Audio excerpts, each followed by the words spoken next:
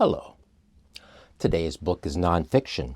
It's called The Age of AI and Our Human Future by Henry A. Kissinger, Eric Schmidt, and Daniel Huttenlocher.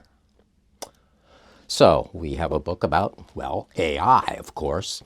I think the title of this book would be better as AI for Dummies, because it's kind of not really much of a book, and it doesn't really have that much to say, and it's, it has a lot of gaps between the pages. I mean, between the lines, so it doesn't take up a lot of space, so it makes it look like it's a little longer.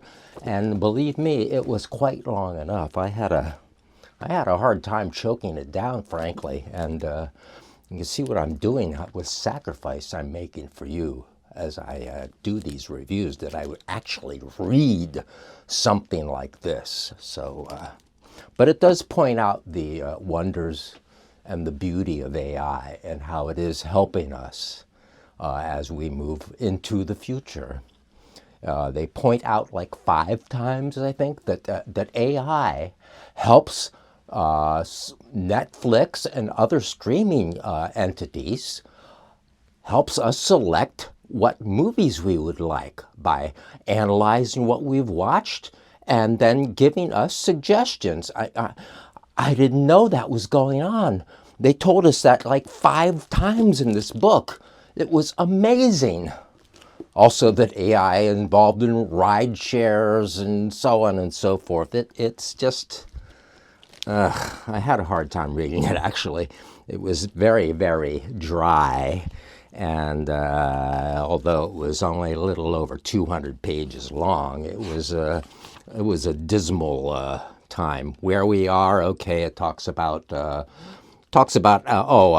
we got here, technology and human thought. It goes, back to the printing press and stuff like that, and into the future, and some of these ideas, the global network platforms. It talks about social media and so forth, and how these platforms work better when there's more people on them, which, we know that, don't we?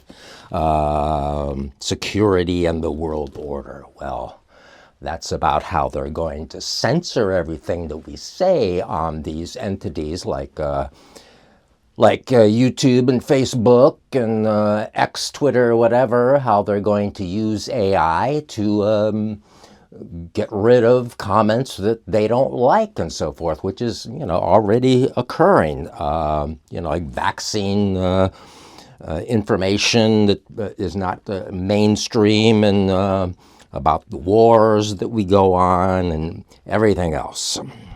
AI and human identity. I think that's when we change our identities. I forget what that part is about. AI and the future. Well, it talks about how AI is going to run all our weapon systems, and it's going to be invisible, and it's going to change everything. So everything's going to change, and it changes as because of the way that it is programmed. So it does have to be handled, it does have to be started up, it does have to be set in a direction, and we have to rely on the ethics and the morals of these people like this Google guy. This is Eric Schmidt is one of the Google guys. Henry Kissinger, we know who he is, and Daniel Huttenlocher is dean of MIT. So these guys are going to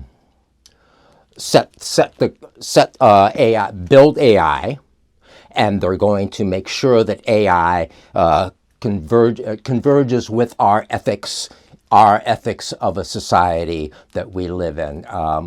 And we have ethics. The United States has ethics. Business community has ethics. I thought it was all kind of, survival of the fittest. At any rate, I went through a little bit of, it could have all been written by Chat GPT-3, actually, I'm not sure. Yeah, it's really funny. So it has 3 authors, but it doesn't, to write this, 200 and some page book, it doesn't attribute anything in particular to any particular writer. It doesn't have like, oh, well, Henry says this, and then Daniel says this, and then Eric says this. No, it's just one text of these 3 guys that came upon this, wrote this book together. So I don't exactly know how that worked out, but I do have some images here of the AI actual meeting of the guys and writing the book. So I think I'll go through those right now. Here are the 3 collaborators. They met in Google's famous Red Room. It has a mail slot in case any email comes in. Eric and Henry look at the layout of the first chapter. Here they are working on the manuscript.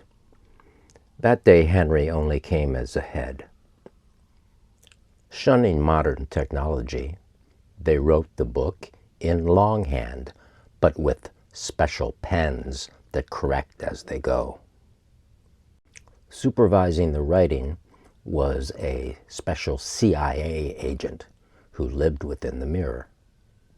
Over the months of writing, the 3 co-authors became quite intimate. Eric was surprised when his hand became part of Daniel's arm. They had a red-headed secretary. She did most of the work. The project almost fell apart when Henry and Daniel got competitive over the affections of the secretary.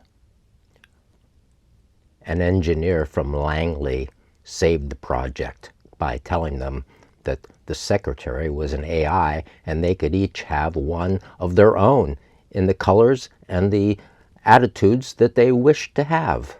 Henry tells Daniel about his ideas of using AI to control nuclear weapons. Everyone had fun the day that Henry arrived with an AI beard that could read a book. To relieve the pressure from the project, the intellectual taxing of it all, they took a break in AI nature.